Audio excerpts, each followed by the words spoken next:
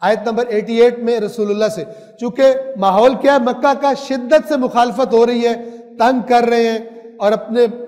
بتوں کی محبت میں، اپنے شریکوں کی محبت میں مقابلے میں آئے کھڑے ہیں رسول اللہ کے۔ اب رسول اللہ کو یہ ساری تسلیاں بھی دی جا رہی ہیں کہ یہ سارے نبی اسی راستے سے گزر کر گئے ہیں۔ فرما رہے ہیں کہ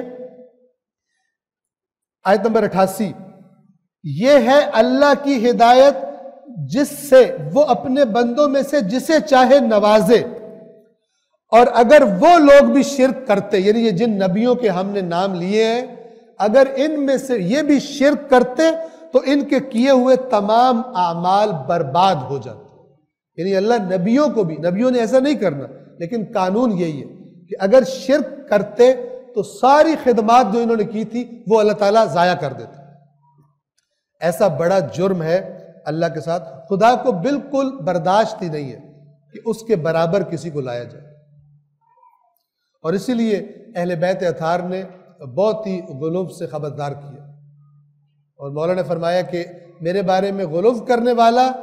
بھی ہلاک ہے، اور جو خدا نے مقام دیا اس سے نیچے کرے وہ بھی بغض کی وجہ سے، میرے بغض کی وجہ سے جو میرے مقام سے مجھے نیچے لائے، یہ بھی میرے بارے میں ہلاک ہو جائے گا۔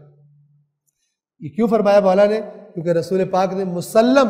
حدیث کے مطابق شیعہ سنی کوئی اس کا منکر نہیں ہو سکتا، فرمایا تھا کہ علی سے محبت علامت ایمان ہے، اور علی کا بغض علامت نفاق ہے، اور منافق اللہ قرآن نے فرمایا کہ جہنم کے در کے اسفل میں ہوں گے۔ یہ معیار بڑا واضح، لیکن یہ غلو والا معاملہ بھی شدت کے ساتھ قرآن میں اس سے خبردار کیا گیا ہے۔ اور کیا کہا جا رہا ہے کہ اگر یہ نبی بھی جن کو ہم نے چن لیا تھا، اگر یہ بھی شرک کرتے، ان کے بھی سارے اعمال ضائع ہو جاتے۔ اور نبیوں کے اعمال کتنے بلند ہوتے